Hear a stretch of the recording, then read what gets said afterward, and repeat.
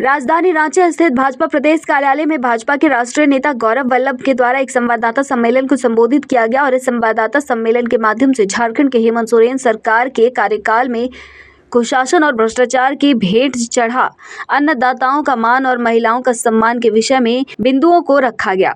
राष्ट्रीय नेता ने कहा कि किसानों के हित में चलाई गई योजनाओं का क्रियान्वयन हेमंत सोरेन के कार्यकाल में सुचारू रूप से नहीं पाया गया है। वहीं महिलाओं के लिए झारखंड में भाजपा के शासनकाल में 1 रुपए में रजिस्ट्री की व्यवस्था थी, परंतु हेमंत सोरेन सरकार के कार्यकाल में इसे बंद कर दिया गया और भारतीय जनता पार्टी द्वारा जारी किए गए घोषणा पत्र में इस बात का जिक्र है कि सरकार बनती है तो महिलाओं के लिए फिर से एक बार 1 रुपए में रजिस्ट्री की व्यवस्था की जाएगी। आदरणीय साथियों, आप सभी को जोहार और सादर नमस्कार। मैं इस प्रेस वार्ता में मेरे मित्र और सहयोगी अशोक जी और अजय जी की ओर से भी आपका स्वागत करता हूं। बहुत महत्वपूर्ण विषय को आज हम उठा रहे हैं और सारे डेटा लेकर आए। विषय हमारे मैनिफेस्टो से भी संबंधित है और विषय पिछले 5 साल में जो कुशासन और भ्रष्टाचार का रिकॉर्ड बनाया गया है उससे भी संबंधित है। अगर आप पूछें कि विषय 2 पंक्तियों में क्या है, तो हेमंत सरकार में कुप्रबंधन, कुशासन और भ्रष्टाचार की भेंट चढ़ा अन्नदाताओं का मान और महिलाओं का सम्मान। सारे पॉइंट लेके आएंगे। पहले अन्नदाताओं की बात करते हैं। झारखंड में भी देश के अन्य भागों की तरह अन्नदाता किसान अपनी मेहनत से अन्न उत्पन्न करता है, अपने परिवार का और हम सब का पेट भरता है। हुआ ये कि 21-22, 22-23 और 23-24 3 वित्तीय वर्षों में सूखा पड़ा, आपको ज्ञात है।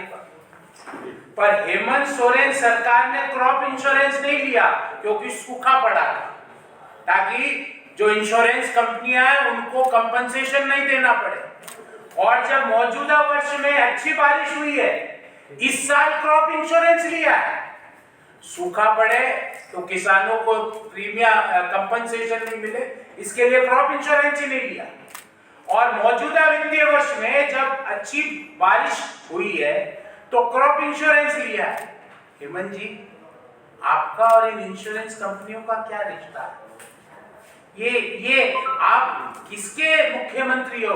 झारखंड के किसानों के मुख्यमंत्री हो या इन क्रॉप इंश्योरेंस कंपनियों को मुनाफा पहुंचाने वाले समूह के मुख्यमंत्री हो? ऐसा क्या है कि जब सूखा पड़े, जबकि होना उल्टा चाहिए, सूखा पड़े तो क्रॉप इंश्योरेंस लो ताकि अन्नदाताओं को कंपनसेशन मिले, पर इन्होंने सूखे में इंश्योरेंस नहीं लिया, सूखे में छोड़ दिया, इंश्योरेंस नहीं दिया झारखंड के किसानों पे। दूसरा मुद्दा, आपको ध्यान होगा कि मुख्यमंत्री कृषि आशीर्वाद योजना पूर्व की भारतीय जनता पार्टी की सरकार में चलती थी। हर किसान को 5,000 रुपए प्रति एकड़ मिलता था प्रति वर्ष। हेमंत जी जैसे ही सत्ता में आए, सबसे पहला काम किया, ये 5,000 रुपए प्रति एकड़ मुख्यमंत्री कृषि आशीर्वाद योजना को बंद कर दो। 5 साल बंद कर दी और दूसरी योजना चलाई, उसका भी लेखा जोखा लेके आए। हमने मुख्यमंत्री कृषि आशीर्वाद योजना में 800 करोड़ रुपए में 16 लाख किसानों को 5,000 रुपए प्रति एकड़ दिए। हेमंत जी ने क्या किया?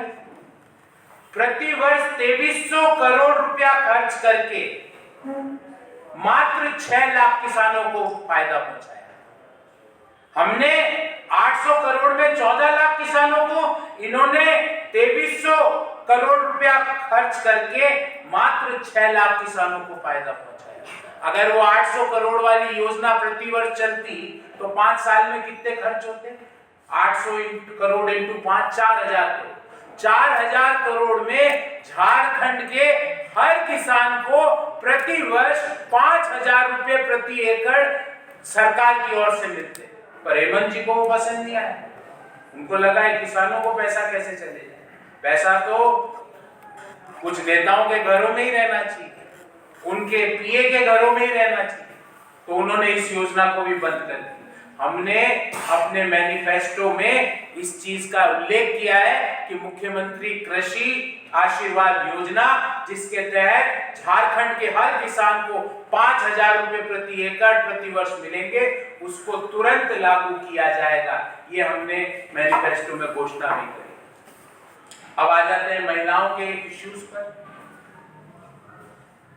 हमने क्या किया?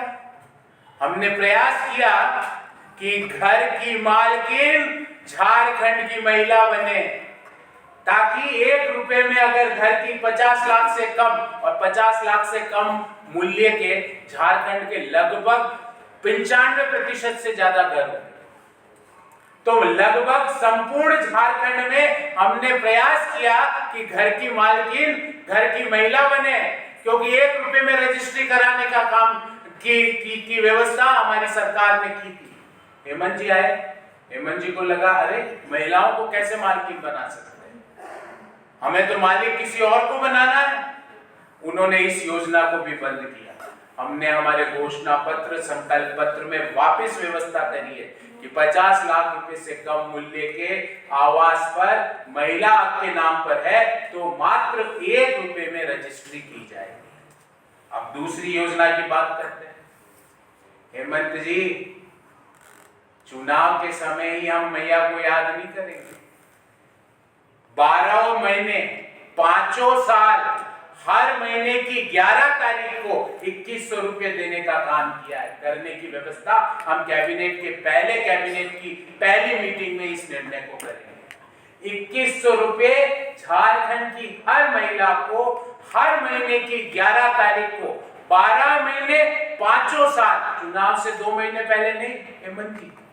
और वो भी कैसे व्यवस्था की है अगर आपको बताऊं, क्योंकि मैंने सारे झारखंड के बजट डॉक्यूमेंट छान मारे तो पता लगा विधवा पेंशन बंद करो, उनको अभी पेंशन नहीं मिल रही है, आप पूछ लीजिए। दिव्यांग पेंशन बंद करो,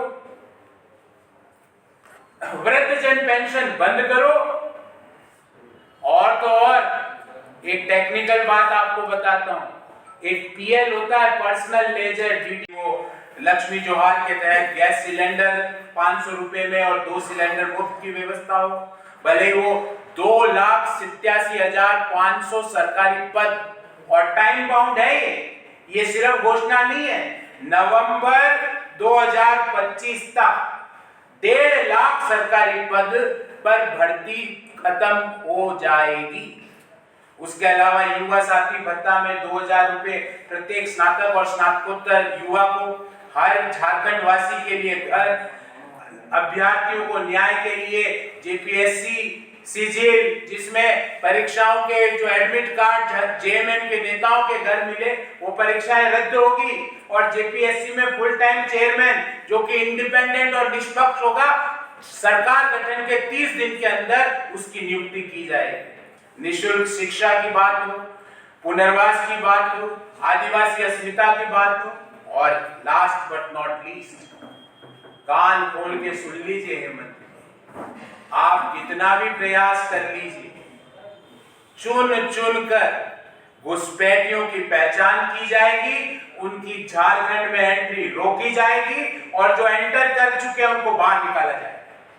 कोई भी घुसपैठी आदिवासी समाज का हक नहीं खा सकता, भले वो कितने भी प्रयास कर ले, षड्यंत्र रच ले।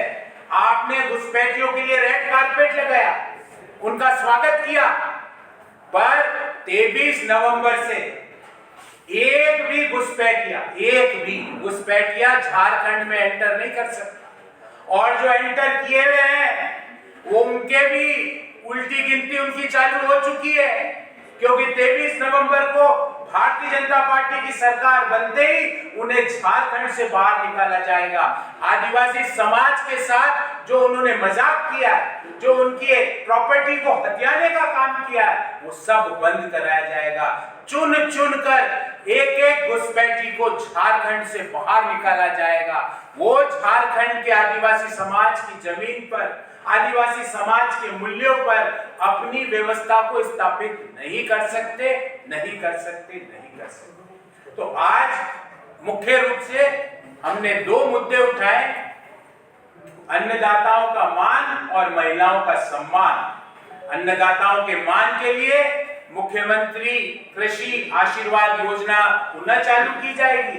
क्रॉप इंश्योरेंस, क्रॉप जो इंश्योरेंस प्रोवाइडर्स के प्रॉफिट के लिए चालू नहीं होगी, अन्नदाताओं के प्रॉफिट के लिए चालू की जाएगी।